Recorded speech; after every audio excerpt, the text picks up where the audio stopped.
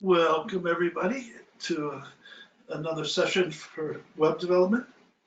Hope you're all having fun. I know we're making a lot of progress out there. I love it. And it's been fun working alongside each of you to get your sites up and running. Tonight is a review session, so we're just generally going to go through sections 1 through 8 or 1 through 7 and take any questions that might come up while we're reviewing each of those sessions. And then next week was just scheduled as a support session for any remaining questions. So we could use tonight somewhat in that way as well. So feel free to ask any questions related to things you're working on your website. And depending on how many people we have on tonight, I know a couple told me that they couldn't make it, but would be listening to the recording. So we might have enough time to open up the lines and take questions live. Just remember that this is being recorded and will be posted on a public site somewhere. Well, not quite public, but for attendees of the class to hear. So just keep that in mind if you happen to speak, because all of your words will be captured for eternity. So anyway, that's what we're here to do tonight.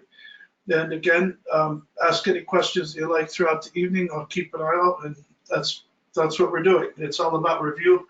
Then I'm going to try not to introduce any new material because I think everybody's a little bit overloaded and has a lot to work with. But if you've got anything going on your website that you'd like to know more about, we can do a couple things. I can either demonstrate or show on our class website, or if you like, we can even open up your website if you want to do that, again, in a recorded session. And if we are, let me do that on my end. We would show your screens so we can make sure that there aren't any security exposures for passwords and that sort of thing getting captured in the recording. So we're going to go back here to session 1, starting with domain registration, hosting, and security, and just a general overview of website structure and technology. And I should also mention now, if there are any specific questions you have about anything at all that we've talked about, feel free to go ahead and put those into the question box, because because we don't have a fixed agenda for this evening, we have a lot more time to answer questions and get a little bit, I wouldn't call it off track because that's what the session's for, but we can explore more things than we normally can because we don't have a specific thing to get into. Okay, I see one now. Cloudflare versus GoDaddy. Okay, so I see another one. Cache, I believe. Got it. Okay, yeah. Just for your information, because you see you put a question mark. It's spelled C-A-C-H-E, and that's cache. And that's based. Well, we'll start with Cloudflare versus GoDaddy. So first of all, almost every platform that started doing one thing is now doing multiple things because they try to expand their business out. So GoDaddy started as domain registration only, and that's where you just lock down your domain that you want to use. So if I wanted to, get domain123.com, I go to someplace like GoDaddy and I register the domain, and that gives me a license to that domain for as long as I keep my subscription up. If I drop off and miss a payment, you usually have 30 days before somebody else can come and claim that domain, and it goes back out on the market. And so that's what GoDaddy's for. That's what their primary purpose has always been. However, they started adding on other services, like they saw people like Green Geeks and HostGator and Bluehost and all these other companies making money by providing web hosting. So GoDaddy added web hosting as a feature. And then they try to make it as simple as possible for people who might not be very technical, and they'll offer managed GoDaddy services. So they're supposed to maintain the server, keep the website online and running correctly. And they've also started adding some other things. And one of the things that they have in their hosted services is called a CDN, which is a content distribution network. Now, it happens that that's exactly what Cloudflare is.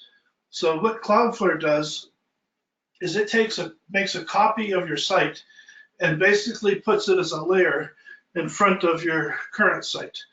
So it helps for a lot of things. One, it obscures your real IP address, so nobody can hack you through your IP because they can't even tell what it is. Another is it provides a whole extra layer of security. Let me go into Cloudflare here and we can talk about some of this stuff. What's amazing is that this is all free. The basic services that they offer are all free. So when you come in, you can set this up for all your sites. I have hundreds of sites on several Cloudflare accounts. You can see some of them here. And I'm going to open one up to show you what kind of things it can do. So let me go back to, I want to check this one because we took it offline a little bit ago. And then, let's see, resource recycling. Okay. Good, we're live. Okay, so this is one of my clients. You can see that in the last 24 hours, they've gotten about 8,300 unique visitors, and that 64% of that content that was delivered was cached. And so what a cache does is Cloudflare basically stores a copy or an image of your website in the cloud, so that when somebody goes to visit your site, they're hitting the Cloudflare layer first. And when they hit that layer first, it reduces the pressure on your server, especially if you have fairly inexpensive server services. This will take all the load off. Otherwise, they'll start telling you have to upgrade because you're overloading the server. And so you can see here how much of this has come through. Let's see, we'll look at caching here. Oh, they moved some things around. We'll take a look at analytics. Okay, so we had been having an issue. This is a recycling magazine, and I also built their website. And we were having an issue where at certain times when they would release a new edition, the site would crash because the server couldn't handle it. So when we put them on Cloudflare, you can see what happens at their peak. So when they release something, let's say this morning at 10 a.m., actually I think it does happen at 9, they send out their letter, their newsletter online. They send that out via email to their subscribers, and you can see what happens. So suddenly traffic peaks from 6 to 3 on the days that they release a new edition. Now, normally that would be so much traffic. You can see they had 25,000 people today, and that would at one time. So that would normally crash the site. And when that happens, your server's just getting overloaded. It'd be like having 1,000 people all call your cell phone at the same time. You just can't handle it. But you can see here from the dark blue where it says cached, that means that all of that traffic, instead of hitting the server, was served by Cloudflare. And so that's one thing that Cloudflare does. So it helps you with caching on the cloud. And you can even see here in the overview where you have an option to, let me see, sorry, they move things around all the time. There's a place that where you can see settings that basically keeps your site online even if your server goes down, because it's got a cached copy that it will keep for you. So then again, you get the analytics, and this is all the free version. You can control your DNS, and that means if you ever need to make changes to your server, to your mail, anything like that, you can do it right here instead of logging in on your registration host. And one of the most important things is it provides a free SSL. So any of you who've been going through this process lately know that if you try to get an SSL through GoDaddy, they have a special right now, $65 for the first year. Then I think it goes to $90 to every year after that. Then I guarantee the price will go up. But Cloudflare offers it for free. So all you have to do to get Cloudflare working is you add your site. And so I click add site. I put in my site name, add site. And just for the heck of it, let me see if I've got here. I don't know if I've added our class site yet. If not, we'll try that. So I can walk everybody through it. Oh, already exists. Okay, so I could show you that one. I didn't want to dig in too deep on these other like live client sites. So I'm going to go back to our class site, which is conferencereg.com right here. So when I added that site, one of the things they want me to do is change my name servers.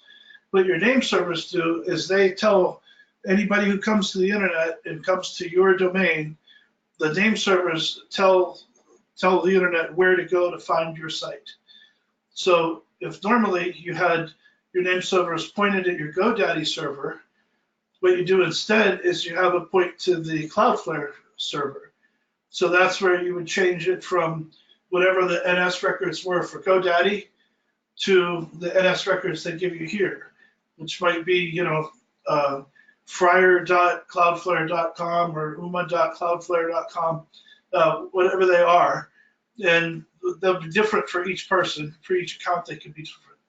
And what you do is you change your name servers at the registration to point to here instead. Now that doesn't hurt anything, because if you go to your DNS, and I can show this because it's not a client site or anything confidential or important, you can see what happens is, just imagine that I were hosting on GoDaddy and I wanted to add Cloudflare. So all I do when I go to add that site to Cloudflare, it pulls in all these records from GoDaddy. All these records are available on the web for anybody who wants to look for them, for any website, unless you have it hidden. And that's one of the things that Cloudflare does, is it lets me obfuscate these. So if somebody went out and did a search on conferencereg.com, they're going to come up with IP addresses for Cloudflare, not my server. And that means there's no way for them to attack my server by knowing my IP address. So it provides a really important level of security. And then if I needed to change anything, it'd be fine. But what these do is they all point back to, in this example, GoDaddy. So it's not changing anything. All my site files are still on GoDaddy. Everything's right where we built them. Nothing's different. The only difference is you have this layer of Cloudflare that people hit first. They hide your IP address. Now, if you go to call GoDaddy for help, they might not know what's going on. So you have to tell them that you're using Cloudflare. And if you ever want to temporarily remove Cloudflare just to get issues worked on, then you can go down here and you can either put in development mode to bypass cache, or you can completely remove it if you want to. So you can pause Cloudflare on a site or just remove the site from Cloudflare. So that'll give them time to fix whatever they need to fix if they've got something going on. We had one student who had an issue similar to this, who GoDaddy said, oh, you're not even hosted on our site, which was absolutely ridiculous because it was all built right into WordPress. And as soon as you click the button at the top, it took you right into the GoDaddy management system. So GoDaddy was wrong. And you should expect these tech people to be wrong, unfortunately, too frequently. There's been times I've called them and then I teach them things and figure it out while we're on the call together, and then I leave. But they've told me, I know people who've worked in these centers, and a lot of times they'll hire, high school kids and they give them a manual and they say, if they call with this question, here's what you say. And that's about the extent of their knowledge until they get some more in-depth experience. So anyway, that's what Cloudflare does. And it also, again, provides the free SSL.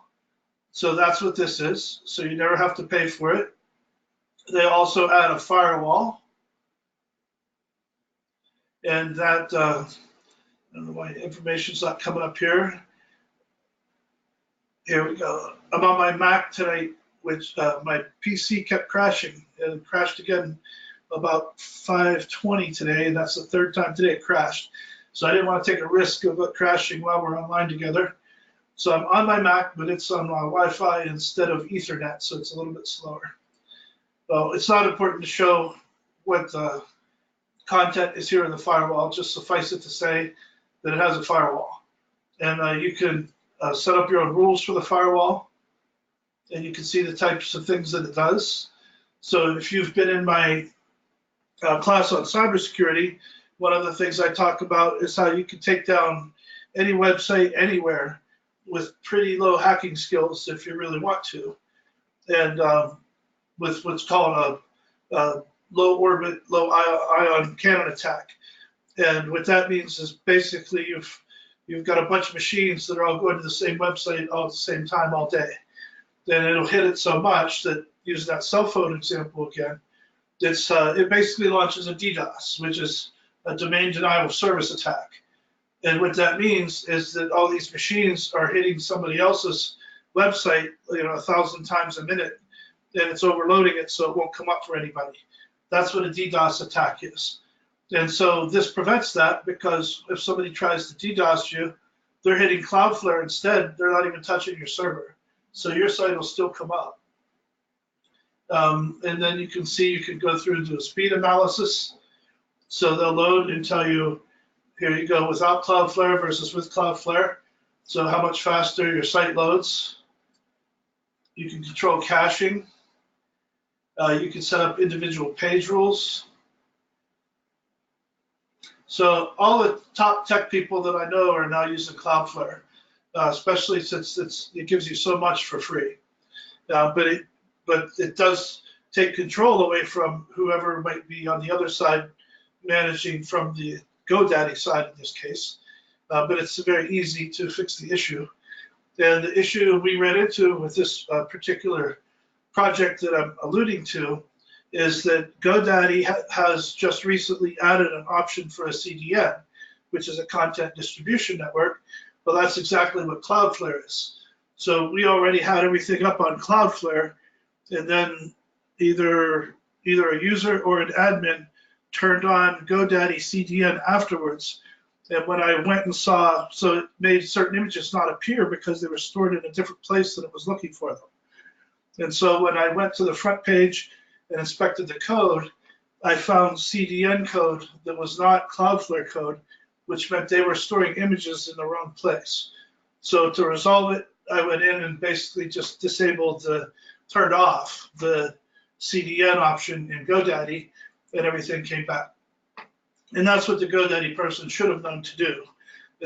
When I did a search on the issue, they even had something in the GoDaddy forums with the solution. So somebody who was on GoDaddy's end, it said specifically, if you lose your images, here's what you do. And that person should have known that because it was in their own help files, but those things happen. So it was easily resolved, but that's what it does for you. So that's the difference between Cloudflare and GoDaddy. And a cache is just a stored version of your website. Now, cache happens all along the system. So sometimes you might change something on your website and you go to look and it doesn't seem like it's changed. Oftentimes that's just because of cache. And even if you change your whole theme, like I have one client right now on her computer, we got online to start a meeting. I said, what do you think of the new site, new design? She said, I don't know, I'm still seeing the old site. And I said, what? And we looked and she could still go through the whole old site. It was all right there, but just for her on that computer, because it was all cached in her browser. So once I created a new page with a new address that she hadn't had previously cached, she clicked on that and suddenly saw the new site, and then the whole new site started showing up. So you can have cache at the server level, you have cache within plugins, you have cache in WordPress, you have cache in your browser. And so all of those things might be full of information that's basically lagging in terms of real time. So if you updated your site, you might not see it there yet, but it's also what allows sites to load faster. So for example, we'll see all these image files. If I were to go to load this page again, it's going to load a lot faster because all those image files are already stored in my browser cache. So you see how fast that came up. And let's look at, what were we looking at before? Firewall. Let's see if that comes up. Oh no, there's nothing to show there anyway. So you've got rules. You can set up your own rules. So you can do all of this for free through Cloudflare, and that's what the purpose of that is. Okay, I'm not seeing any follow-up questions to that, so we can move on. But if you have any others, feel free to speak up on any subject, and we will dig in.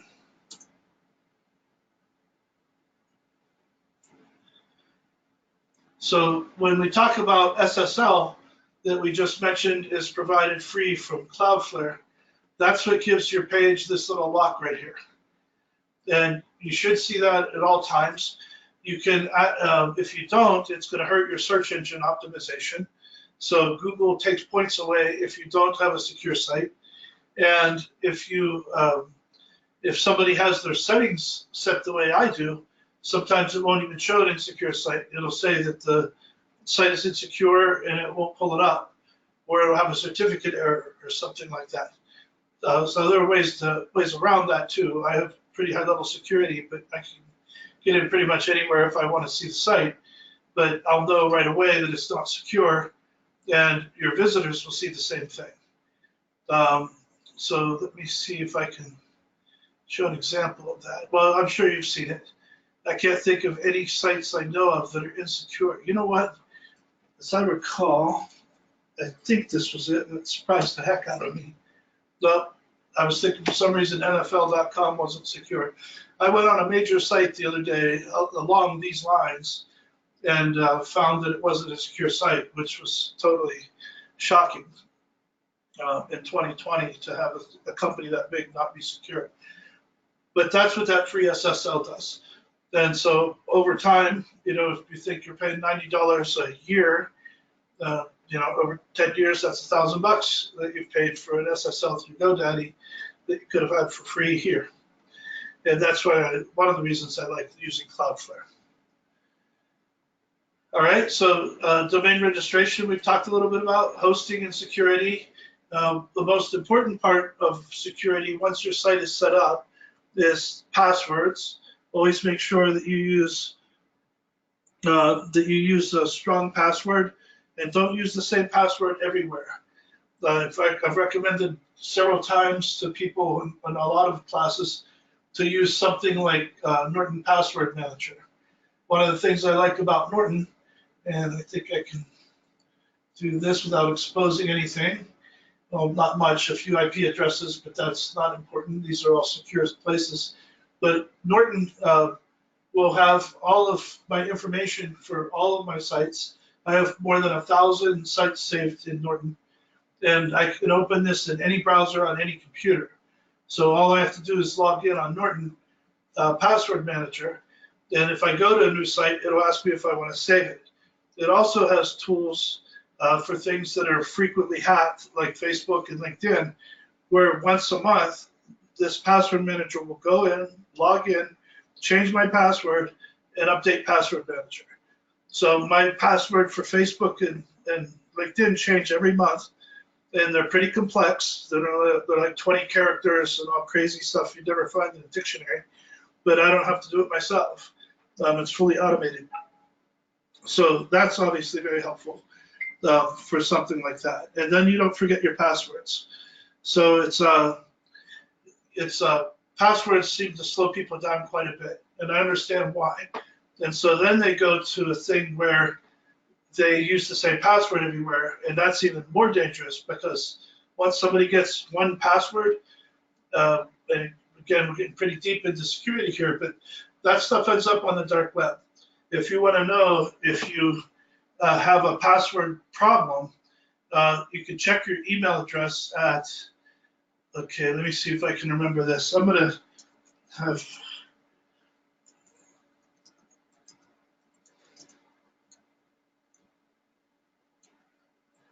okay, I'm using LeetSpeak here. Okay, good. That is how they did it. Pwned is basically owned. LeetSpeak is kind of a geek nerd hacker language, and Pwned is a combination of words. But anyway, it's basically like owning somebody else's account. And it's so what you can do is you can put your email address in here and see if it shows up on the dark web. So you can see here things that they've just reported recently. And so that's where you can see here over 9 million, or that's billion, pwned accounts. So just to check it out, I'm going to try to see. I have one account that I just use for throwaway stuff, and that's this one. Well, I actually have a whole bunch of accounts that I use for throwaway stuff, But this one doesn't attach to anything at all important. So I haven't checked it frequently, but let's see what happens here. Here we go. So it's telling me, oh no, pwned breached, 3 breach sites, no found paste. So it's telling me that somewhere on the dark web, this email address is out there with some other information related to me. And I know that Yahoo was hacked. This is what they're talking about. Yahoo was hacked and put out a list of 458 million unique email addresses with multiple passwords hacked from various systems. So you can see right there that this email address may not be secure. And the first thing I should do is go in and change my password using a strong password generator, update my Norton, and then if I want to do two-factor authentication, that's a pretty powerful tool to use, but it's also can be a problem. Two-factor authentication is basically where I go to log in on my website, and when I try to log in, it'll text my phone with a code, and it'll say, if you want to log in, you need to put your code in. So that's what the second factor is. So I both have to know my login information for the website or the account, whatever it is. And then once I get in with that, then I also have to have my phone in my hand and put in the secondary code to allow the process to complete. That seems great if you've got your phone with you all the time, but what are you going to do if you lose your phone or something else happens and you just don't have it with you or your battery dies? So it could be problematic as well. And a lot of times it depends on how secure you need things to be. There are other options too, like one's called YubiKey, and that's what they use for most of the people at Google. I have one myself, and it's a USB key.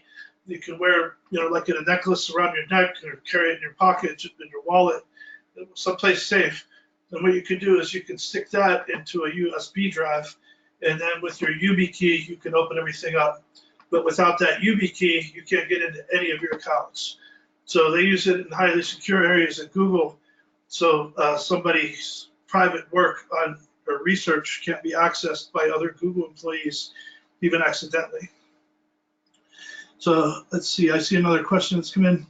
Do we set up our account through our web host, and then do we set up, let me see the rest of that question, bear with me for a minute.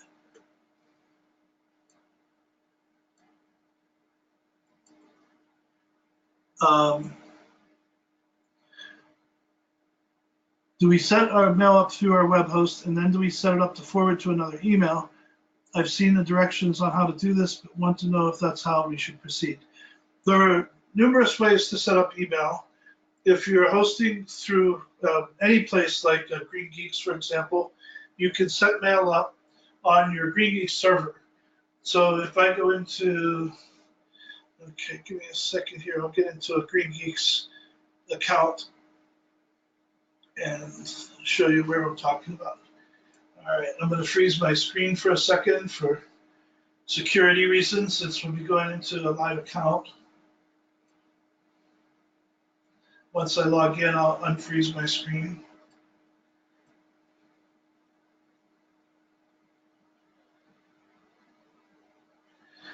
Okay, let me get to accounts.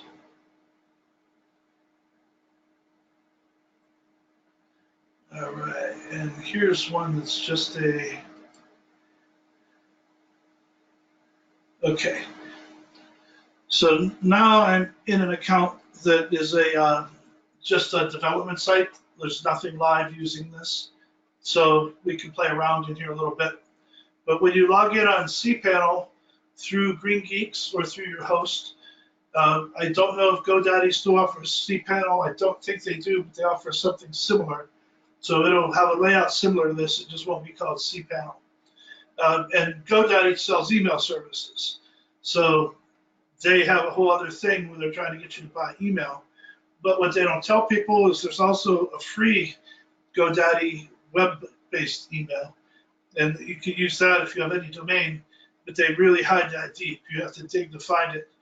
And it's web-based, so which is actually fine. I prefer that to downloading mail to my computer, because all that does is fill up your hard drive and possibly infect your machine. So cloud web-based is generally the best way to go for mail. So you can see here there's an email section. The easy way to do it is a forwarder. So if I click forwarder and I already have, say, a Gmail account, then I can say, and we'll just do this domain here. So I can say we're going to add a forwarder. And I'm going to send anything like info at beyondzerowaste.net would forward to and put in, say, my regular address or my Gmail account. So if anybody sends mail to that address, it's now going to forward to my regular email. And you can do a lot of other things with filters too to make sure you don't start getting spammed. You can pipe it into a program. You can set it up if you're getting a bunch of spam. I remember the spam houses used to take one domain, and they would plug in like 500 names and send out email to people that didn't exist. You know, Sam at xyz.com, Mary at xyz.com, just hoping they get to somebody. It was back in the Wild West days, I guess. So that's how you set up a forwarder. And forwarders can work fine. They're simple to set up, as you can see. You can set up as many as you want. So that's all good. You can have one for info at, finance at, booking at, service at, and it looks like you have, you know, a larger institution there than one person. And then you could use those things to filter mail too. So if you're sending them into a Gmail account, then you can set up files so that when they come in, they go into those folders. Now you can also set up a regular email account, and that's what this is. So if I were to come in here, and so forwarders were here, instead of going here to email accounts, and you can see there's always a default email account for just general stuff that hits the mail server, but you could also create one. So if I'm going to create an account, and it might be something like Bob at beyondzerowaste.net, and then I can enter a password. And again, don't use, you know, your standard name of your dog or something like that. Generate a password. That's always stronger. So you can see what they've got here. And then if you're using a password manager, then I would save all this information in my password manager the first time I log in, so I don't have to remember it. And by the way, that password manager also works on my phone. So if I come in through my phone to try to get to a website or email account, I can do that as well. So when I set this up, which I'm not going to because I don't need the mail, well, I guess I should show you the next step. So after I set this up, you can see you can set your storage space, automatically create folders, just a couple settings there. I'll go ahead and create. I'll just delete it when I'm done.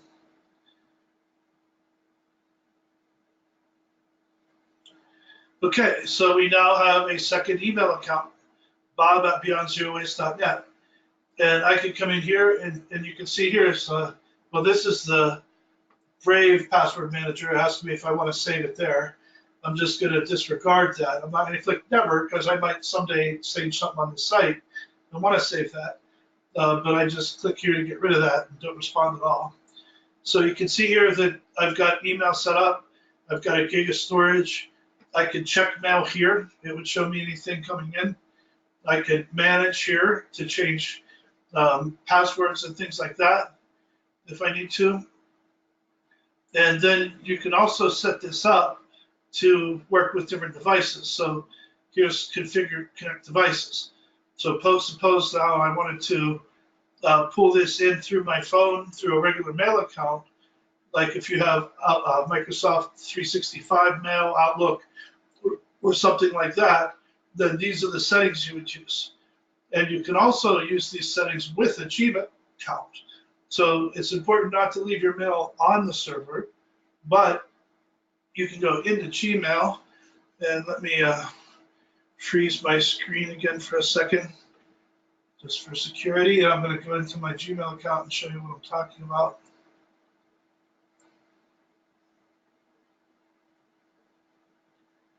Okay, it's opening up now. Then I need to get into settings.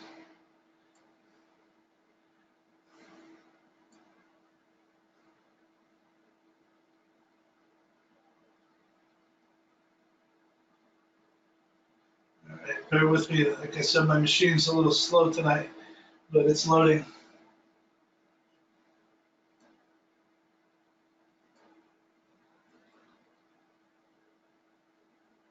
Loading very slowly. Here we go. Okay, so I'm going to unfreeze my screen. So what you're seeing now is if you go to Gmail, then you can set up, a free Gmail account, as many as you need. There's some limits on space unless you pay. I happen to have G Suite because I need unlimited storage online, and this provides it. But whenever you're in your Gmail, you go over and you'll see the little cog here. That's for your settings. And just go into settings, and then you'll see all of this. So you can look at specific accounts. Come on, you can do it. There we go. So this is all your settings for your accounts, and you can send mail as and check mail from. And now that makes this work beautifully, because the limitation of a forwarder is if you try to respond back, you're responding back from your Gmail account or whatever the target account was that you're forwarding to. But if you set up the account like I just showed you here, where you have this information, so your incoming server, outgoing server for your SSL, so you use this information to confirm with Gmail that I want to send mail as another account, and I want to add a mail account. So I want to have Gmail pull in my mail. So I can put in that email address here. In that case, it would be Bob at, I think this is right. And it doesn't matter if it is, I'm not going to walk through the whole thing anyway. And then click next. And you can see here now they want to know the password for the email. That's what we just set up. And then what port's it on. And they give us that information in Green Geeks. And then whether or not you want to leave a copy of the message on the server. I would say no, because if you do that, your server is going to fill up really fast. And check, depending on the Green Geeks account you have, that might not be a problem. But it depends on if you have limited server space or unlimited server space. But that's just something to consider. And then you can label the messages, so you can tag them as something when they come in. And that way they can all come in as one folder, and use SSL, I always advise. So when you put this information in and say add account, then that's going to add an account here. And when you say send mail as, it'll let you choose from that account you just verified. So you could have different websites up, and I've done this on another Gmail account, where I have an email account for more than 150 websites that's just info add. And they all come into that Gmail account, but they're doing it the way I just showed you. And when I respond, it's set to automatically respond from whatever address it was sent to. So when I go to reply back, it'll say, info@greengeeks.net as the sender instead of Bob Hollis at Gmail. And so that's how you can set up the account. So set up the account directly on cPanel in your hosting account, and then just use Gmail as the mail reader, where you're pulling all the mail in from that account that you set up. And that's how that works. So let's see. Okay, and I see that was what you were looking for. Okay, so if there are any other questions, keep them coming in. Otherwise, we'll go right back here.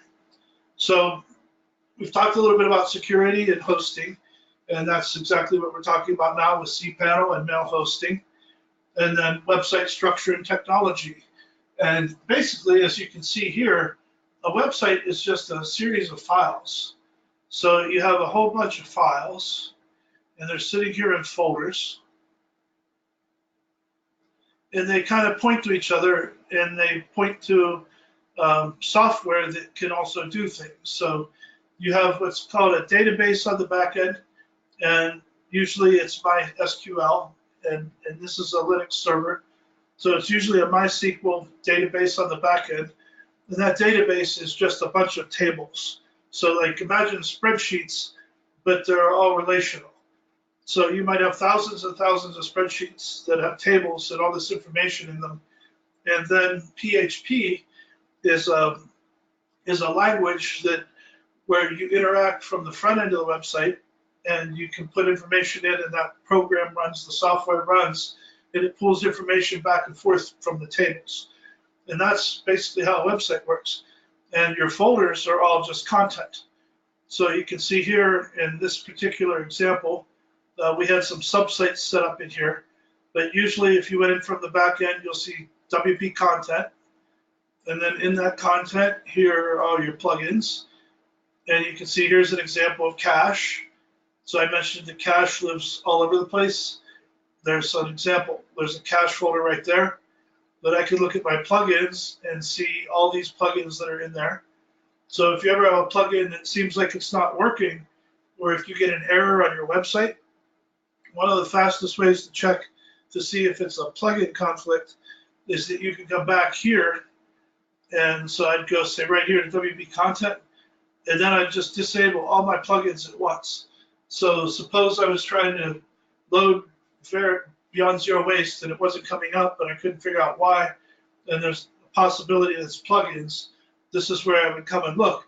And the first thing I could do is just rename this file to, and I always use a dot, which makes it basically disappear, but don't panic if it does. Up here in settings, you can see I have it set to, excuse me, I couldn't hit my mute button fast enough for this these to come out. But you can see here I'm showing hidden files. If suddenly your dot files aren't there, like you're like, uh-oh, where's my .htaccess file? Where's the plugin file that I just put a dot in front of? All you have to do is go up here to settings and say show hidden files, and it's back. But with that dotted out like it is, I could go to the front end of that website now and try to load it again, and it won't load any plugins. So if it loads fine without those plugins, now I know that it's one plugin or another that's causing the trouble. And I can go in and reactivate those one at a time until I get what it is. But a faster way to do it is start checking your error logs. So first go into public HTML, and you look for anything that says error. And usually you'll have some. I'm surprised there are none here. Well, I guess since this is a dev site, we've never really put it online. We're just storing some things here right now. But normally you'd find an error file there, and you can look into that error file and see what's going on, because it'll tell you, again, no errors. How about that? Normally you can look at an error file and it'll show lines, and if you read the line, you can see which plugin failed. So you might, in fact, I just did that this morning for someone. It turned out to be Backup Buddy. And I could tell first if I disabled the plugins, then the site came up fine. And so I knew it had to be something, so I put the plugins back on. I deleted the error file to clear out all the old stuff, loaded it again so that I'd recreate the error, came back and looked, and it told me exactly what it was, that Backup Buddy had an error on line 834. So now all I had to do was go in here to Backup Buddy. So again, you just go to, close that. So you go to Content, Plugins, there's Backup Buddy. I need to take that out of the picture. So I just renamed it with a dot. Reloaded the site, everything came back up fine. And once it came back up fine, I reinstalled Backup Buddy, and everything worked perfectly.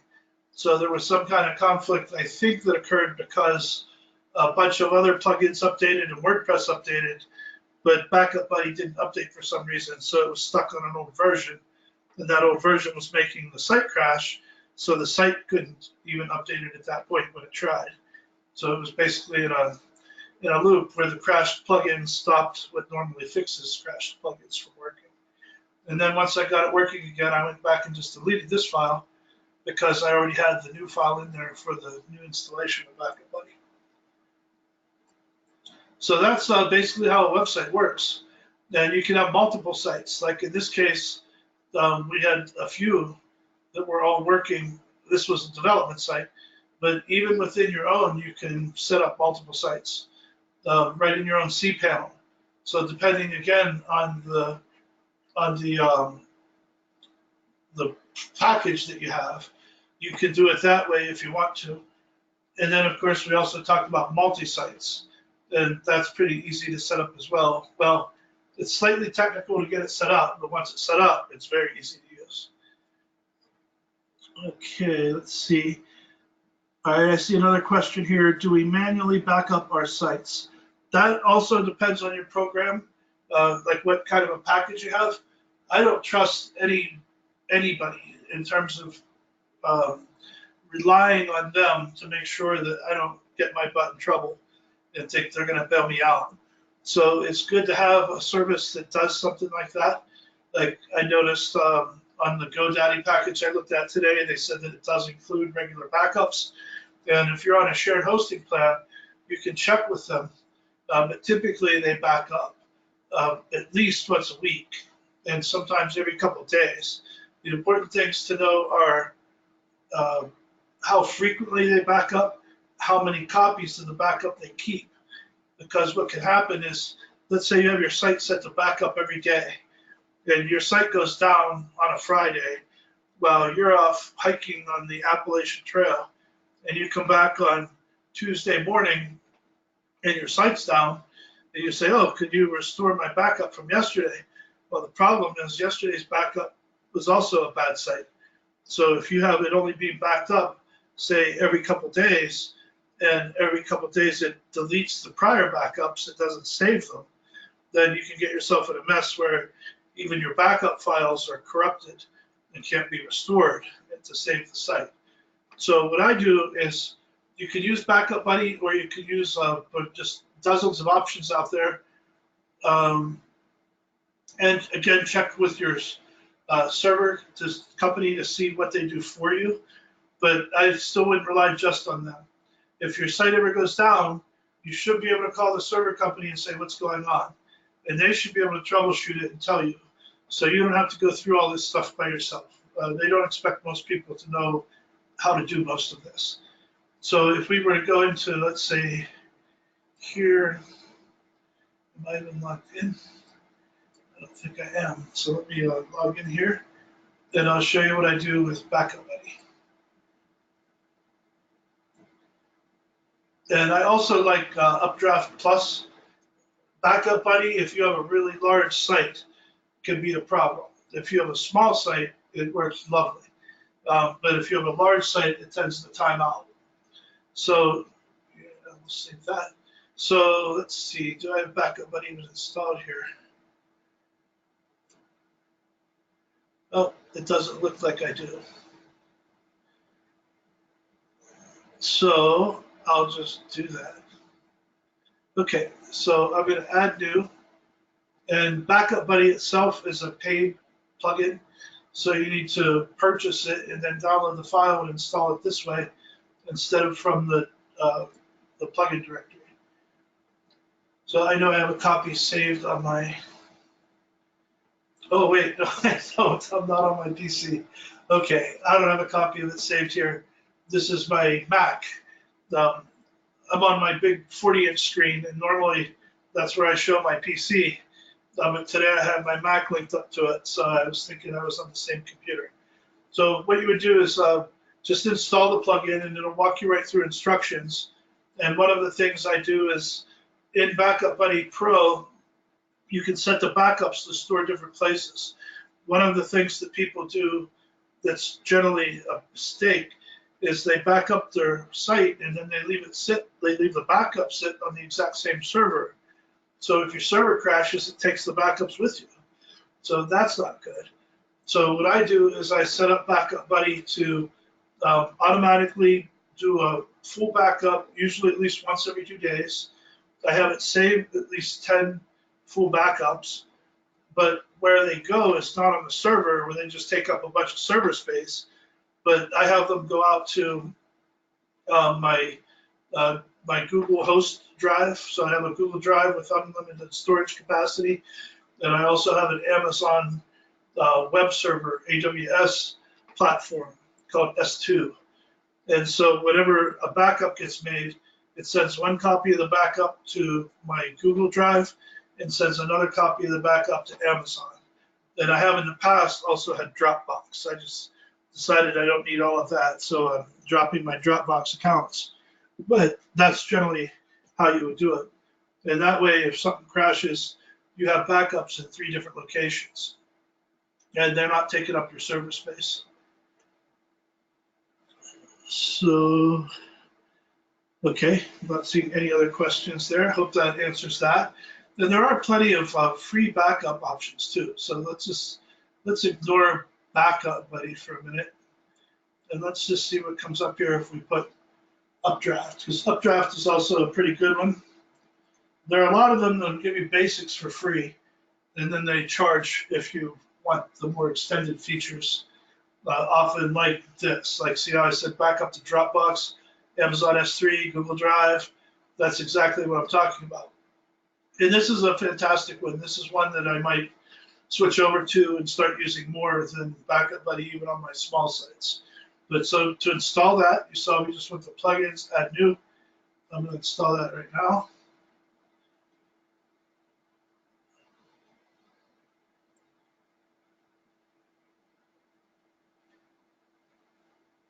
And you know you're onto something good when you pull it up and you see all these other add-ons for it.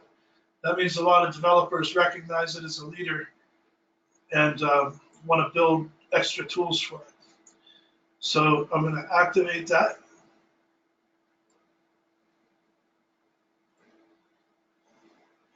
Okay, so press here to start. So you can see they walk you right through it.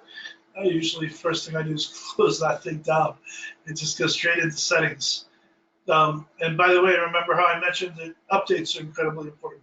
Usually you want to do a backup before you do an update. But WordPress is really rock solid, so I've never had an issue where doing an update crashed the site. One thing different about WordPress and Joomla that I've noticed is if it goes to update and it looks like a plugin will crash the site, it just won't load that plugin. So that'll keep you out of trouble sometimes. But when you see something like this, where they're talking about updates and you see a little circle up here with a number in it, I'm going to do things in reverse right now. Normally you do the backup first, but I don't know how long that'll take on this site. So I'm just going to do this to show you how to do it. The most important thing for security, other than having strong passwords that you don't share, is to keep all your plugins up to date. Because what often happens is there's a vulnerability gets discovered, and then if they're ethical hackers, they report that vulnerability to the developer, and then the developer has a chance to fix it. Once the developer fixes it, they release a patch or an update, then it gets announced to the world that this software has a vulnerability. That way you're warning people to make sure that they update their software. But that's also when the hackers get a hold of it. And they'll use bots to scan the web and look for any website still using the old software. Once they find that, they can exploit whatever the vulnerability is that they're in. So you always want to make sure you update your software every day. Don't let that sit. It's often a security-related issue. So I just took care of that, and then, but now let's go back to our backup here. I'm going to go into, sometimes when you install a new plugin, it'll show things over here. Other times you have to go into the settings themselves. So here you can see Updraft backups are hiding down here under settings. But I also noticed that you can get to it from within the plugin in this case. So for example, if we go to plugins,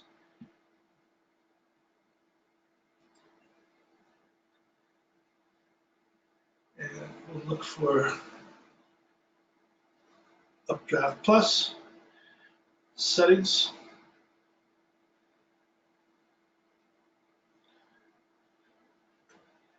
Okay, let's see. Not a problem. Let's make a backup. Just press the backup button now. Okay. So that's what it was saying. Let's see what it does here. And you can see this is just the basics. So I'm going to hit backup now. Let's see what options it gives us here. Normally I go into settings first. Let's just take a look. So file backup schedule is currently manual.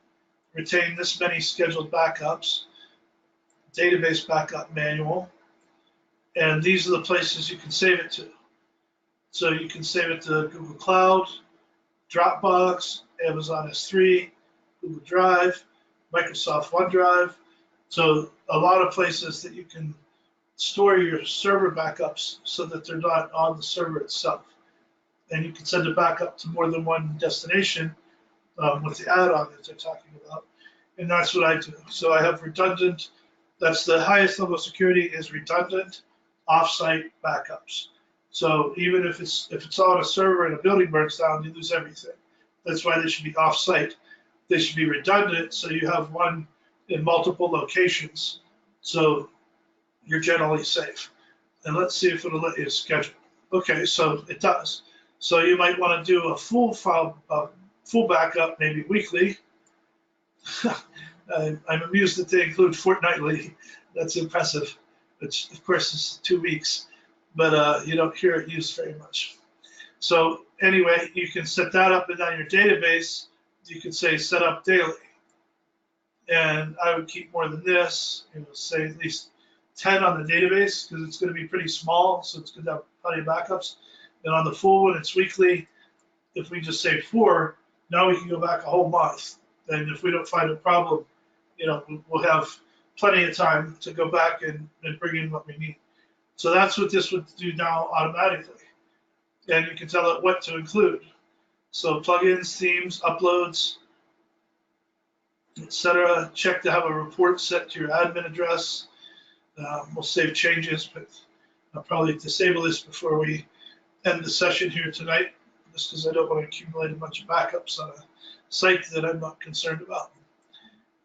And let's see the advanced tools. This is just additional information. It tells you a lot about your server. And these are the premium extensions. So if you pay for the premium version, you can see what you get with that. So cloning and migration, incremental backups, more support. All right. Most of the time, I don't need any of the stuff they offer for the upgrades. Sometimes you might, though, so don't just dismiss it. But I also get deals. Being a developer, I can get pretty good deals on packages that are otherwise somewhat expensive. So let's go back here and we'll follow their directions here and just do backup now. And so this is what I was talking about. This option here. Let's see. Yeah, I know. Yes. Okay, that's fine. Once this is going, what I wanted to show you is whenever you go to do an update, once this is installed, it'll ask if you want to do a backup before you do your update. And it'll ask if you want the software to remember that choice. So in that case, every time it goes to update, it'll create a backup first. And that'll keep you from having any possible issues that might be caused by doing an update that wasn't quite ready for prime time. So this could take a while. I don't recall having too many big files on this computer, or on this website, so it shouldn't take too much. But you can see what it's doing down here. So you can watch these numbers change as it's opening and batching things. So we'll just let that ride, and let's see what else is on our agenda for this evening. So I was going to duplicate that tab like I usually do, but that might trigger a whole other backup process. So I don't want to do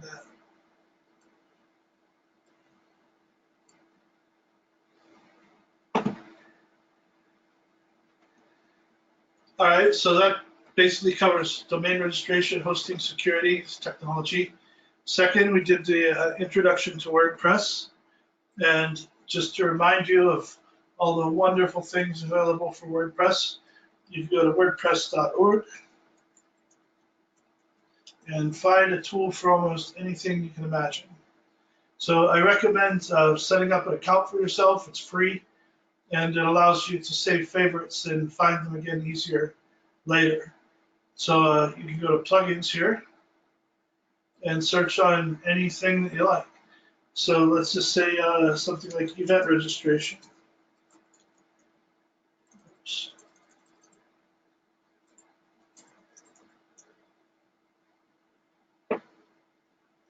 Here are a whole bunch of options for event registration. So if you're putting together a party or a workshop or a talk, you can use any of these tools, and they help manage online. They sell tickets. You can even have it so You can see here, ticket sales, it'll even create a code. So somebody can come in and purchase the ticket online. Then they get a ticket that goes to their phone, or they can print it.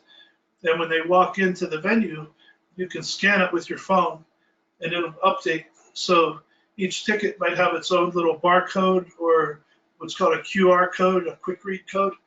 That's the one that looks like a square and has a whole bunch of, it looks like some kind of alien language inside of it. That's called a QR code. And when somebody takes an image of that shape, then you can read that in your phone. So if you have somebody checking the door and people came in and bought tickets through your system, when they walk in the door, you can scan their ticket, and that updates the registration event for the event and says that that person attended. And if somebody else then tried to use that same ticket and you scan it, it'll say invalid, it's already been used. So that's pretty fancy stuff, and you can do all that right through a WordPress site. So a lot of times it's better to just use a basic registration form for something like that. That's what I tend to use more than anything else, like something like Gravity Forms. But these are available for somebody who's doing something more sophisticated. Like, say, for example, you were doing an entire conference, and you had people coming in at different times, different days, and 20 or 30 sessions going on all at the same time.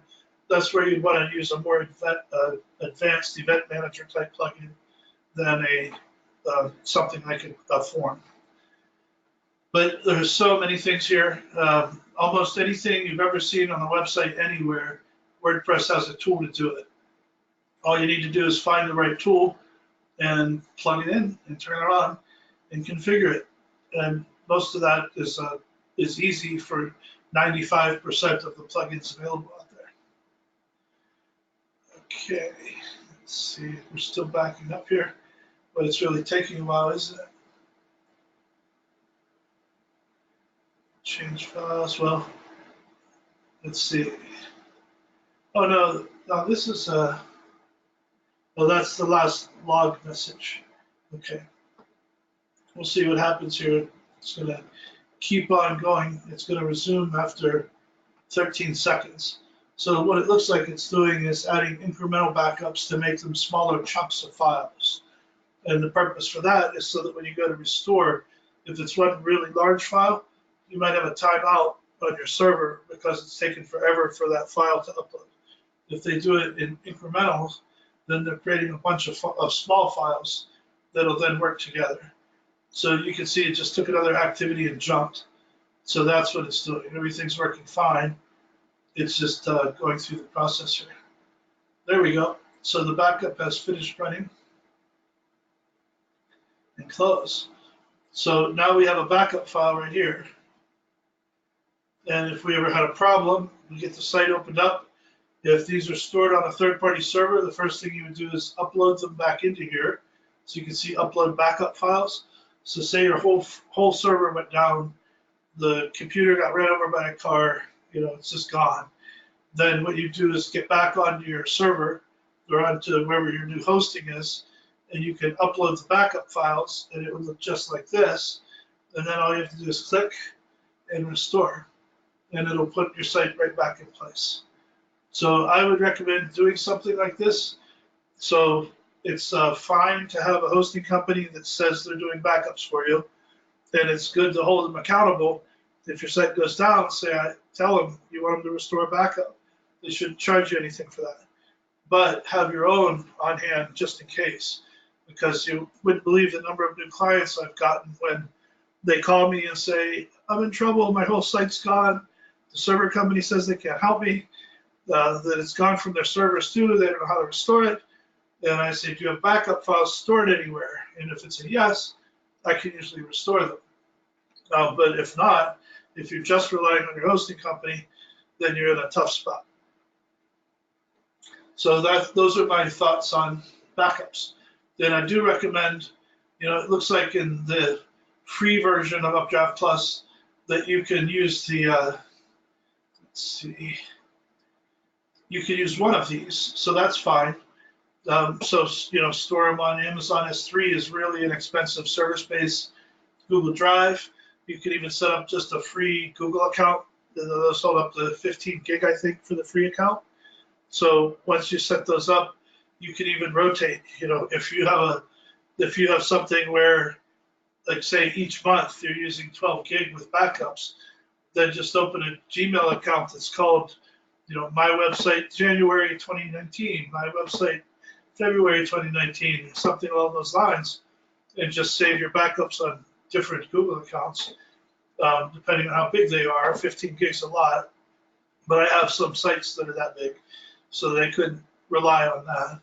But I have also, as I mentioned, unlimited space on Google Drive because of the type of account I have. But that's what I would recommend. Definitely store it someplace offsite on a secure third-party server. And it's best to even do it on a couple of them. And that's the one that you can't do unless you have the premium version, which I do. So I use typically Amazon S3 and Google Drive. And then I leave a couple of them right on the server. So I'll leave a couple backups sit on the server, but also have copies sent out and save more backups on the third-party servers. And that way, if something goes wrong, but I can still get in, I can update right here without going through the process of trying to download, say, like a huge site that was 15 gig. I would have to download 15 gig worth of files or upload them to the server, but download from one server, upload to another server before I can even restore my backup. So that takes a long time in itself and could be subject to timeouts. So I like having a copy local that stays in here that I could get to, like this.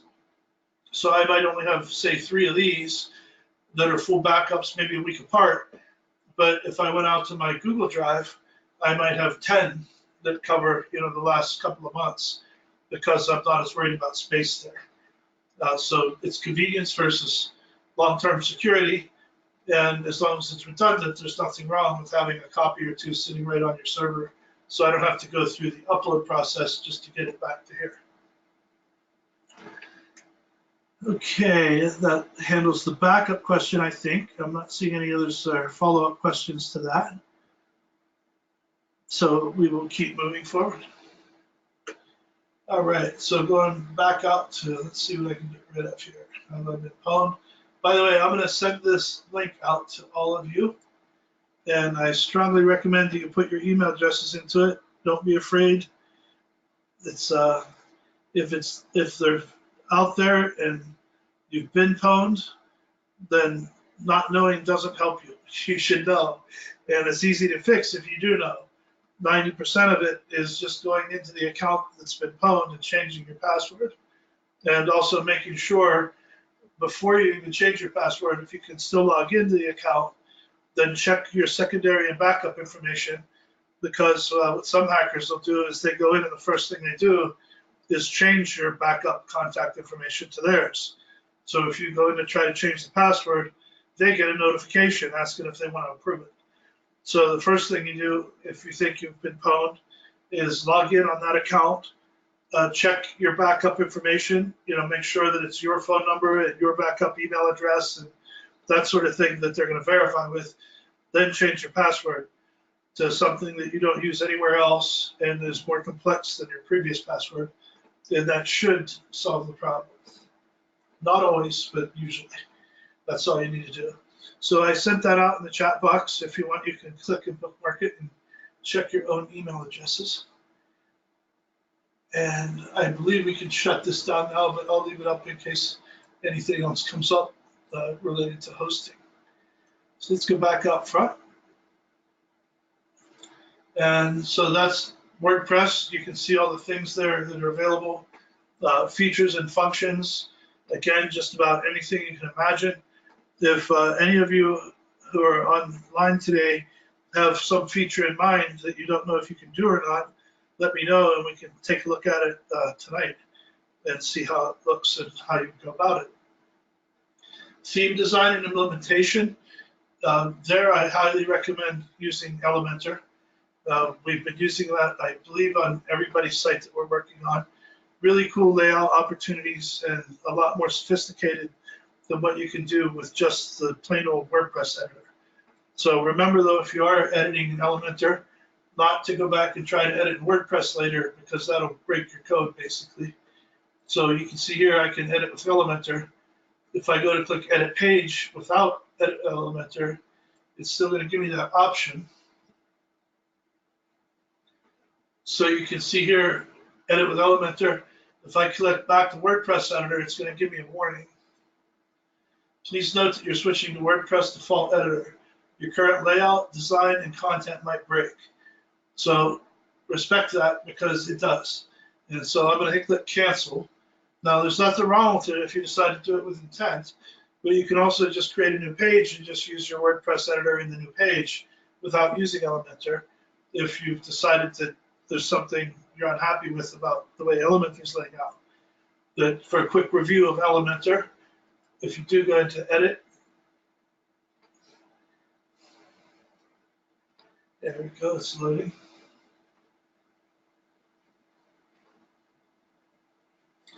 So the basics of Elementor are sections with columns in the section, and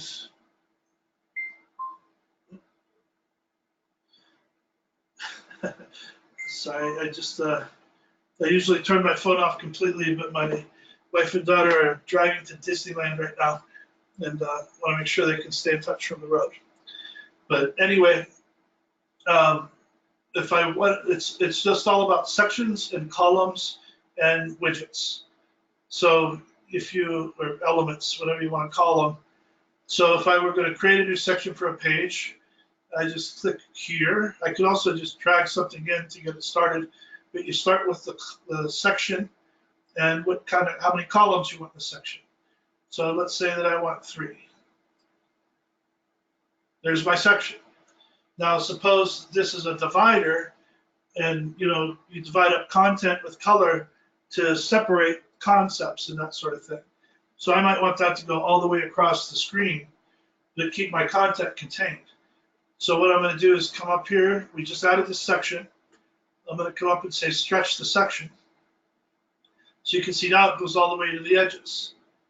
So suppose I wanted that to be a gray panel or something like that. Now I can go here to style and background type, and you can do normal and hover. And that's a nice way to indicate if something's clickable, for example. And right now it's transparent. We could also put an image there for the background if we had an image to use, but we'll just go with color for now. And let's say I'm going to make it green, but when you click, it'll go blue. So we'll take that green color as the regular, but when they hover, I want it to be blue. Okay, so now if I hover over, you can see that color changes, so that adds a nice effect. Now, what am I going to do in these boxes? Let's say I want some images. I'm going to click, well, I like to do update frequently if I like what I see, so I don't accidentally leave a page or crash and lose it. So I'm going to go here now to Elements, click here, and that brings up all of these. And suppose I wanted an image here, and text here. I tend to use the text editor for everything, including images. There are some reasons not to, like, for example, if you're going to do something with a hover effect where the image changes color, you're really using 2 different images, then I would use something more advanced. But otherwise, I just use text editor for everything because it includes all the options that you have in WordPress. So let's say I'm going to put text in the middle. I'll just drag a text box there, and you can see there's some text, and I can change that to whatever I want it to be. If I were going to have a header or something to grab people's attention inside the box, you just change that from paragraph to heading. And of course, that did the whole thing because of the way it was in there. If I want to fix that, I can do this and then just add some space. And I would normally just go into the text side and fix it. And I'm going to show you that just in case, because it can get frustrating sometimes. Like if I go to change this and it changes all of that again, I'll show you how to prevent that from happening. Yeah, see, it did, because it's seeing it all together. So all you have to do is click text so you can see the actual code. And this is what's called an opening tag. So that's your heading 1 opening tag. And down here it's the same thing, but that's the closing tag with a slash in it. All I have to do is move that closing tag up here to where I want it to be. And now you'll see that heading 1 is just the top line of the lorem ipsum text. So now if I go back to visual, there it is. So that's more like what we were looking for. And we don't like these colors on dark. That would be certainly a Section 508 violation. It's just the Section 508 is the, I don't like using the word ADA code, but it's the accessibility section that deals with web content and digital content. So you can see what I did here. Now, one issue you run into using white text is exactly what you see. If you're using white text on a background of an editor that's white, it's hard to see what you're doing. So I'll leave it in the color that I can work on it with, and then change it to white right before I log out or save. So I'll go ahead and save that. And then I might want an image in each one of these.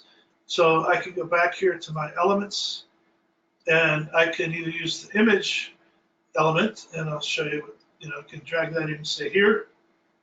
And now it's going to ask me what image do I want, what size do I want, how do I want to line it. So I'll just find something here. I don't think we have very many in here, but we'll just pick that. So there it is. And if I want a different one over here, same thing. But you'll see that I can also do that with the text editor. So with the text editor, I can just get rid of that text and go straight to my media library and pick something from there and do it the same way. So here it is in the text editor. There it is with the picture element. Then I can do the same thing if I want to center it. So you can see they do the exact same thing. The difference is, in here, I have all these other options. So I can put text down below it, above it, whatever I want. I can insert a table, and I can still do all my image things except the hover option. If I use the image option, you can see you don't get any of that. You basically put the image in, and that's it. And then you can choose a normal and hover. So you might have one, say you have two exact images like icons, and one's blue and one's green. You can put one on top of the other and have the one on top go totally transparent when you hover. So it looks like when you hover, it's changing colors. You're actually seeing just two different images that are different colors. So that's the kind of thing you can do in an image element that you can't do in a text element. But for what I do, almost always the text element's the way to go. But you also have other options. So there are things like, say I needed spacers because one of these was bigger than the other and I want to line them up. You can just drag a spacer in here, and you can control where this sits by the height of the spacer, like that. You can add buttons. Let's see if I can drop that. I guess I'll drop it here. So there's a button, and I can change what I want that text to say. Never use click here. That's just that's been considered bad style since like '94. Use something like read more or buy your ticket, like an action item. Saying click here to find XYZ is just about the worst way you can say it. The words click here should never appear on your website. If you have to tell people click here, your design's wrong, because they should know where to click just by your design or what your text is. So I can say something like learn more or read more, something like that, then that works, but not click here. If it were an action item, it might be like, register now, something like that, but not click here to register. Just use register now, or even just register. Then they'll know what that means when they come over here. Then you can change the color too of your buttons. And what I like to do is I change if I know what color I want my buttons to be based on the style of my site, then I change it in one place in the code so that every button automatically comes up that color from now on. But you can see here how you can change your background color. I just changed it from green to blue. Of course, that doesn't work well on this either. So maybe background is blue when you're on green, and then when you hover, We'll make it green. So these basically switch out. So the blue turns green and green turns blue, both on the background and the button. That certainly gets your attention. So there's an example of all the different things you can do. And you've got your general add-ons here. You can put in accordion and toggles, social icons, SoundCloud if you have music of some kind you want to load. And then a lot of times in WordPress, you have what's called shortcodes. So your program allows you to put a shortcode on a page and it'll render whatever that program or software is supposed to do. That's what you would do with this as well. And then down here, these are the WordPress options. So you can click here, and this will show you the normal widgets that are all in WordPress. So you still have all those available to put in your pages too if you want to. So like say I wanted a login form right here. I can just, well, let me create a section first. And I'm just going to make this a big one. Full space. There it is. Now I can go out here and, oops, here, and drag in a login box. Let's see, where did that go? Yeah, right here. So I can drag that in. And we don't have the form set up, but here's where you put your title, your text, whatever you want. Log in, log out, whatever you want it to be. And that's where now it's a login button. Then you can hide it on different pages if you wanted to. You could also move these things around. So suppose I created all this and I decide, you know what, this should be higher. I can just grab it right here and drag it up to the next spot and put it there. Now, if I had a bunch of them, say like 30 of these things stacked, and that's hard to drag them down the page, I can go over here and click Navigator, and it shows me each of my sections. So now if I wanted to move this section again, I can just grab this and slide it here instead of playing around here on the page. So that comes in pretty handy. And then when you're done, of course, always update. And once you get a master page done, so let's say you have your header and your footer, and now you want to build out other pages and you want that same header and footer, you can do it a couple ways. If you have a lot of stuff in the middle that is generally going to be laid out the same, you can come down here right above the drag widget here box, right click and copy all content. That'll copy every single thing on the page. And then when you go to open a new page, edit with Elementor, go into this box and hit paste, and it'll basically clone the whole page. And then you can customize the content in the middle, but now you know your header and your footer are going to be identical as you want them to be.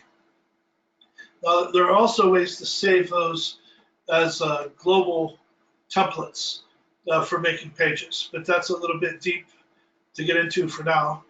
I think you get the hang of it here. And you can copy and paste, sections too. So suppose I like this section, but I was going to do it in a different color down lower. I can just come up here, duplicate, and that'll make a second copy here for me. Or I can copy just this section and go to another page and add it on. So that was the other way to handle the header or footer, is go ahead and build out your pages, but just go up to your header, which I don't think I even have on this site. I don't really. Go up to your header and copy that, and then put your header on every page, and then go down to your footer, copy that, and put your footer on every page. And you're all set. Now, again, there are ways to do that with templates, so the way I'm describing is the most elegant way, but it's the easiest way without learning a lot and digging in. So this is, okay, that's only available on the Pro feature anyway. So you can have a global widget that you add to multiple areas and edit it all from one place. That can be important, say, for a footer. And the sites we've been working on are relatively small. That I have some websites that have 600 or 700 pages. So you can imagine if we had to go in and update the footer on each of 600 or 700 pages, that's not going to work. But you can use a global widget here where that widget shows as the footer everywhere, and you just edit it in one place. And if any of you get into a situation where you need Pro, let me know. I can kind of get that for you for free too. It's not technically free. I pay for a developer license that gives me the option to put it on like 100 websites, but lots of websites. If you pay by yourself, you pay a lot of money just for one site. So I kind of pay for a larger fee and it allows me to put it on almost unlimited sites. So any site that I'm working on, I can add it to if you need those features. Okay, so that kind of covers the design, I think. There were a lot of tools we went over and some that I save here for myself. Here's where, this was an interesting one. A client recently asked me to complete. I do a lot of projects for public agencies and government. And now, actually, one that just went out today, I'm working with the entire state. These development zones that go from Oregon all the way down to Mexico, 37 of them all just became clients today. So I'm going to be doing a lot for them. And anything that's published with funding public dollars needs to meet Section 508 accessibility. So to cover that, basically, that's fine. I'm not going to save any of this. This is what the EPA guidelines are, and this is just happens to be EPA, and they have a lot on here. So EPA doesn't oversee Section 508. They're just adhering to it, and they put all the tools on here for what you'd like to see. So what is Section 508? Frequent questions, Section 508.gov, the final FAR rule. So if you're doing federal contracting, you want to make sure that you're 508 compatible, and compliant would be a better word. And then beyond that, there's this whole new thing that I've been asked to do for the first time, which is called VPAT. And this is a standard put together by an organization that's specifically focused on this. So you can see this group is a global reporting format for assisting buyers and sellers for maintaining these standards for Section 508, 549, and W3C compliant. So it combines all of it. Here are the standards for it. And then you need to fill out this form that basically verifies. So we're going out into the Federal Register.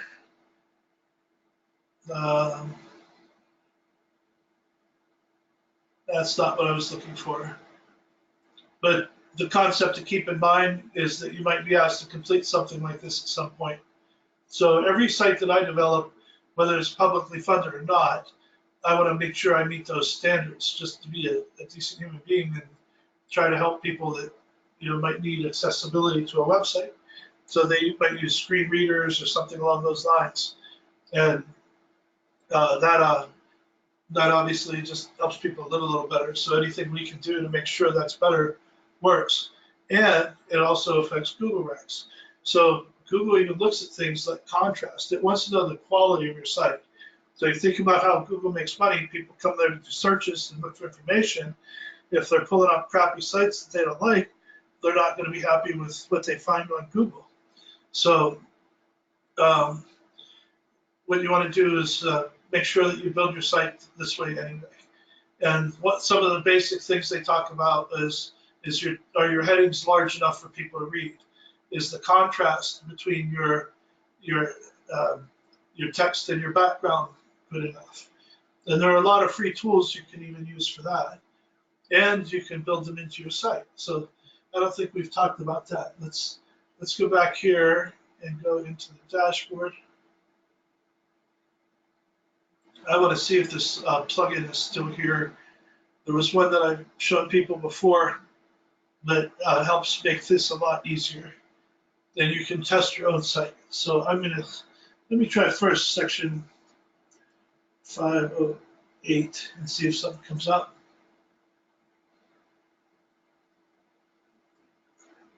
Oh, there's a bunch. Check this out. So here's the WP accessibility tools and missing alt text finder. Remember how I've been talking about you want to put alt text in for all your images. And that was for two reasons. One is search engine optimization. The other is screen readers. So alt text is what you see when you hover over something. And a lot of times screen readers need that. And Google uses that. They go through and they look at what all those terms are. So that's why you never want to just upload an image and have it stay your camera number. When a camera takes an image, it'll give it an image number like 45838, something like that, and maybe an underscore DSC. You never want to upload an image with just that because nobody knows what that means.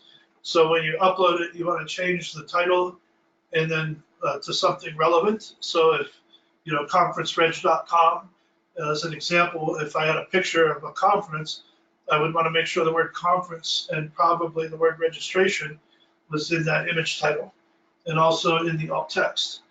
So this one is accessibility tools and missing alt text finder. This is an ADA compliance check. Accessibility by userway. Let's see. The one that I had been using, I don't see here. So I'm just going to grab one and let's see what it does. So here, this one was updated just 3 weeks ago. It's getting decent reviews, but not that many. And if it's like the one that I've used before, what it'll do is actually show you how to score your site, and it'll give you a score. So let's activate that. And now we need to find where we do things. Let's see. Here we go. So that's the ADA compliance basic check. Let's go to settings and see what it tells us there.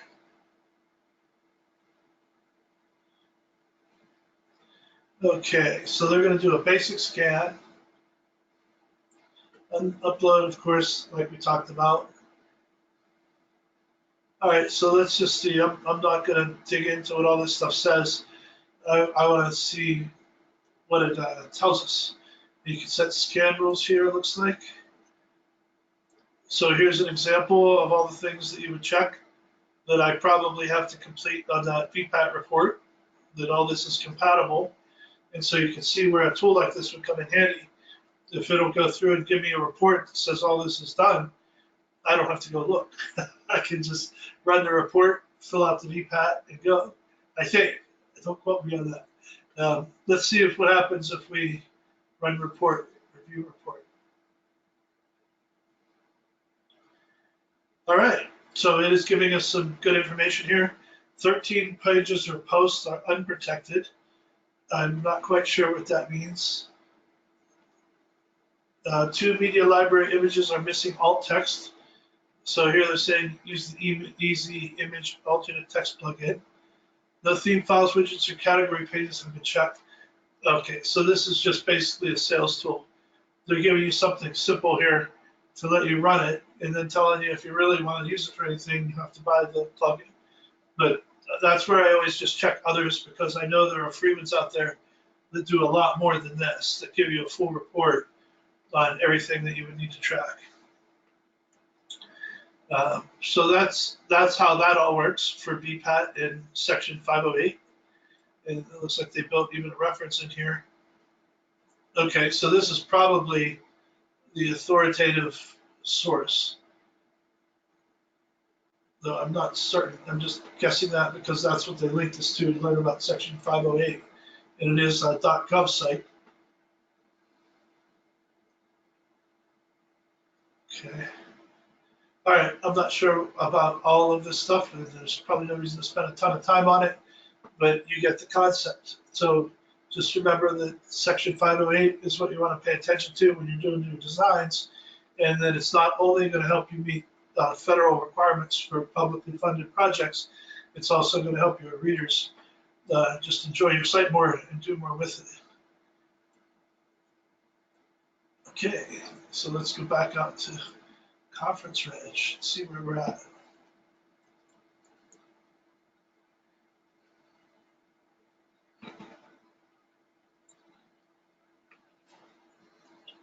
So there's theme design, e-commerce, and website monetization. Remember that this is here. I suggest bookmarking it and saving it if you're into making money on your website. This is the spreadsheet that we covered when we talked about different ways that you can monetize. So if you look at that spreadsheet, remember we talked about Amazon affiliate program, Indeed for job boards. This is education, but that's my company, so I didn't want to promote that. What I really wanted to focus on here was this plugin. It's called the affiliates plugin.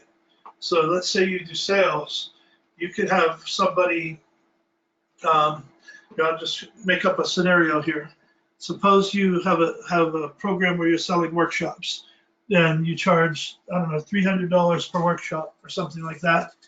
And you have friends that are kind of in your same community of people or the target community that you want to approach, you can set up an affiliate program inside your WordPress site, and it allows them to resell for you and earn commissions. So just like Amazon has a place where you can go set up your account, sell Amazon products and earn commissions, you can set up your own account where other people sell your things and they earn the commissions, but you get the bulk of it and you're doing the work too. So you could have something, say for example, you sell these workshops for $300, and you could set up an affiliate program where if you have friends or family or coworkers or anybody else who wants to promote them, they can put something on their website, where they can send out a link to their Facebook page and say, hey, I attended this great workshop. I thought people here might be interested because it dealt with a lot of the things we talk about all the time. If you're into it, check this out. It's a pretty good price, and I really enjoyed it. Something like that. If one of their Facebook followers or LinkedIn followers or website visitors clicks on that link, that brings them back to your site to purchase whatever the workshop is, and then that gets registered in the back end of the website in a report that shows where that lead came from. So they'll have a specialized link that when it clicks, they know that this was from person A. And then you have their payment information. So what you can do is have that all come in, do it on a cash-in basis. So once you get paid, then you pay a commission out to them through their PayPal accounts, and it's all fully automated. So the WordPress will calculate the commission for you and tell you how much you owe to everybody, and then you click pay, and it pays them the amount they're supposed to be paid through their WordPress or through their PayPal. And that's how you can get other people selling for you just as affiliates. They're not, I guess they're contractors technically, make sure you follow the law, but they're not full-time employees where you would, need to pay Social Security benefits and payroll and all that kind of stuff. And you should probably have a template agreement that you use just to make sure that's all clear, just to keep yourself out of trouble. And that would just be an independent contractor agreement. And if I ever need to write things like that up, I look for other big companies that are already doing it, and I look at what their agreement says. And then I'll take that agreement, modify it for my own needs. And now I know, if you look at, say, what Amazon puts as disclaimers for all their affiliates, then you can make sure that you include all those disclaimers as well. And technically, you're probably best off having an attorney either look it over or provide you a form. Or if you want to have something written by an attorney but not pay attorney fees, you can go to something like Nolo. And I don't know if you know about Nolo, but as small business owners, you probably should if you want to ever do any of your own legal research. And they have a lot of free resources as well, and forums and things like that. So here's what I'm looking for. Let's see if this is it. Yeah, here's Nolo. So this is all legal stuff. So suppose you're setting up a nonprofit or something like that, or here's information on a gig economy. So you're self-employed, gig worker, independent contractor, here are all the products you need.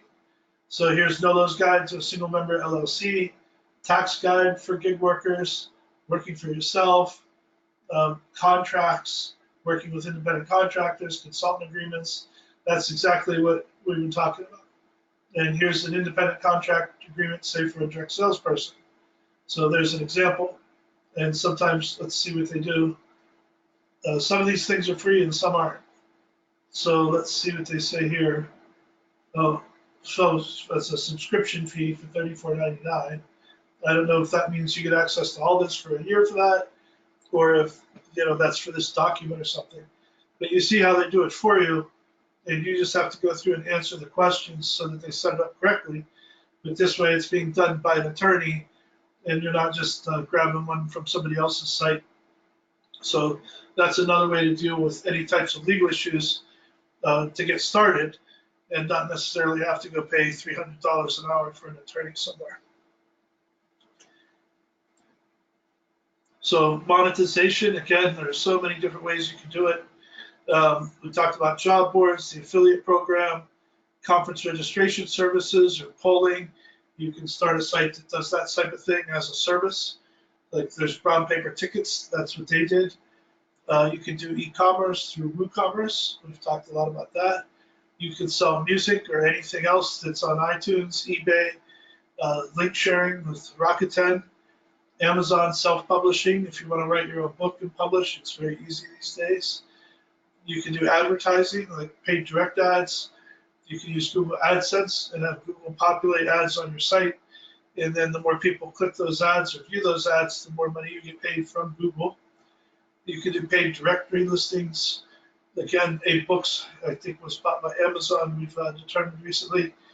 But they were a community bookseller for people who wanted to avoid Amazon. Real estate listings, domain cache parking. So people just buy a bunch of domains, leave them on GoDaddy, but let GoDaddy use them for ads, and then they get a commission there. You can have a paid subscription service. So if you do a blog about how to do things, you can have people pay if they want to get access to that information. You can have a members site and have content or features that are only available to subscribers. And subscription is a really good model. You might notice everybody's gone to it lately. I mean, we used to go into, a store and buy, say, Microsoft Office, and it came in a box with a CD in it or a DVD, and you install it on your computer. You don't do that anymore. Now you pay a subscription fee. Same thing with Adobe. You used to buy the software. Now you basically pay a subscription fee. And the reason for that is you can get ongoing recurring income where all you have to do is build up your subscriber base. So let's say that I had some site and I'm trying to reach an income level of $10,000 a month, and I have subscriptions of $100 a month. Then all I have to do is keep adding new subscribers until I get to the point where I'm automatically making as much money as I need every month. But it's no more work. I'm still creating the content. That the same, if I had 3 subscribers, I need to create content, or I can have 300,000 subscribers that are paying for the same content. So you only still have to do the same amount of work. And that's a good reason to do subscriber based. The other thing I've learned from the different types of work I've done is that when you're doing something at an hourly rate, you only have so many hours, and you're trading time for dollars, and that time is limited. That means the dollars are limited unless you raise your prices like crazy. So the other way to do it again is a subscription service where you're getting paid monthly, regardless of how much work you do or don't do, as long as you're meeting the needs of your client base and the service that they're looking for. So that covers monetization. Just remember that that asset is there. Search engine optimization, analytics, free and easy AI tools. We've talked a lot about that. Search engine optimization, you can use Yoast SEO as a starting point and see how that works out for you. And then you obviously want to set yourself up with Google Analytics, which again is free. So if you go to Google and where's Analytics? These are all my Google apps. So again, it's totally free, and it gives you all the information you need to find out what's going on your website. So I don't know if I have any set up on this account. I have a lot of accounts with analytics on it, and this looks like it was just a dev account. Well, that one's actually California Capital. So here, let's say Chat Badger is there. Here's a bunch of different ones, but I could get reports off of all these and see what's going on those sites. And you can have reports that automatically get sent to you weekly or however often you like. And you can install on your, in the back end of your website, you can install a plugin that shows you all this data from inside WordPress. So once you get it set up, you don't even have to go back into Google Analytics again. But if you want to, you see all kinds of information. Like here, for example, it shows which pages are getting the most views, when your users are coming on, what time of day they come on, what kind of devices they're using. See? So this helps you figure out what to do on your website to optimize your guest visitations. So they come on, they funnel into the action item that you want, and then turn into revenue. All right, let's see what else we have to talk about. And if you have any other questions, now would be a good time to get them in. We're coming close to wrap up, and my nights are getting long. I have an 8 o'clock and a 9 o'clock after this. It's a good thing I like what I do. But anyway, so let's see what else we have. So that's the search engine optimization. We talked about that. Content is king. Analytics, we talked about. And free and easy AI tools. Those are some of the things that I showed you if you ever want to get advanced. And for the sites we've talked about so far with everybody that's on the call today, there's probably no need for that stuff. But some of it can be useful if you have active social media accounts and you want something to respond so you don't look dormant. Then you can set up bots that'll do auto responses to Facebook posts and things like that. Digital outreach and promotion, including social media, newsletters, and bots. This was the system I showed you where you can pull in content from anywhere. You can add it as a post to your website. At the same time, propagate it out to Facebook pages, Twitter, LinkedIn, and populate newsletters that all go out to different groups in the community. So if you're doing something that involves a lot of digital outreach, WordPress is a perfect platform to set up that kind of a system and have it run for you pretty much automatically. So with that, I'll see if there are any other questions here. And if not, I might wrap it up so I get a bathroom break before my next 2 meetings start. I'm going to wait a second or two. Not seeing anything else. So as always, get in touch if you want to schedule another one-on-one session with me. I'd really like to have everybody's sites up. Next week is the last scheduled class. So I'd love to have everybody's sites in good shape by the end of that class. So if you want to set up a session with me to complete your site or do some more work on it, just get in touch and we'll get it in the books. And I'm not going to just run away and abandon everybody after the 18th, so don't worry about that. I won't be getting paid for any of this anymore at that point, but that's just fine. I still want to see all this work out. I've gotten to know all of you and I want to see you be successful.